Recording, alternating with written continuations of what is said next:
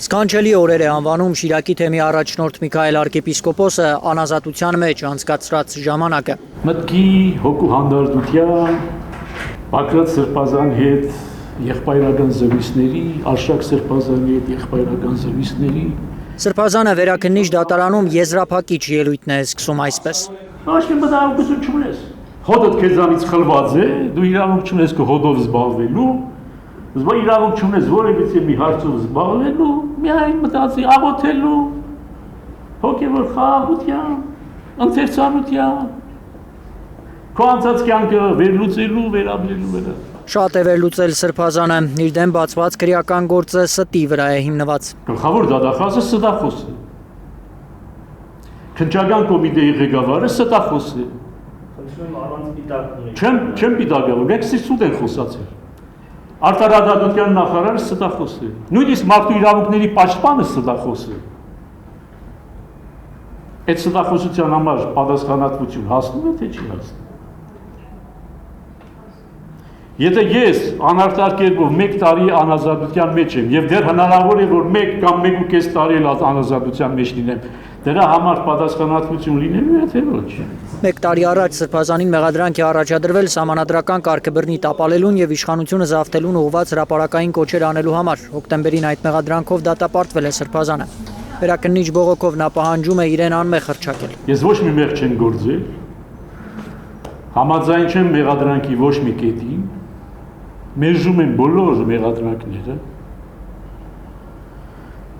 Ինձ մեղավոր չեմ ճանաչում եւ չեմ ճանաչի։ Չի թաքցնում Միքայել Սրբազանը, վիրավորված է առաջին ատյանի որոշումից։ Անմեղ եղել եմ Հայաստանի Հանրապետության առջև, մնում եմ անմեղ Հայաստանի Հանրապետության առջև։ Իմ ամբողջ կյանքը եղել եմ նվիրում Հայաստանի Հանրապետությանը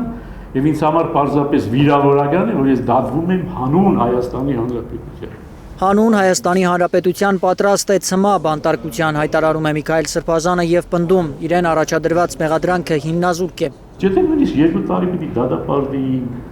2.5 պիտի դատապարտեին, 5 տարի պիտի դատապարտեին, ես ասել եմ պատրաստ եմ ցմա բանտարկության։ Բայց իբրև խափանման միջոց արդյոք հնարավոր չէ, երբ որ չկա ոչ վգա, ոչ տուժող եւ ամբողջ ապացուցման ինչ-որ բանը գործ ամբողջ պարզ եւ հայտնի ոչ մի բան չեմ կարող փոխել իմ ասած եւ արածի մեջ։ Ինչ իմաստներ այս խափանման միջոցը 1 տարվա կիրառել իմ նկատմամբ։ Դեկտեմբերից վերաքննիչ ատյանը քննում է Սրբազանի բողոքը։ Այս ատյանում Սրբազանի պաշտպանները շարունակում են պնդել։ Մեղադրանքի հիմքում դրված Սրբազանի հայտարարություններում հանցակազմ չկա եւ նույնիսկ մեղադրող կողմը չի պարզաբանել, թե Սրբազանի որ բառն է հեղաշրջման կամ սահմանադրական կարգի տապալման կոչ դիտարկվել։ Ինչպես խնդրանք չեմ ներկայացրել առաջին ատյանի դատարանին, այնպես էլ խնդրանք չեմ ներկայացնում ձեզ պատվարժան վերաքննիչ դատարան։ Պարզապես ասում եմ, որ դատեք ըստ ճշմարտության եւ վճիռ կայացրեք ըստ ճշմարտության։ Դատական ակտ կայացնելու համար 8 օրով հետաձգում են իստը վերաքննիչ դատարանը, հունիսի 25-ին կհրապարակվի որոշումը։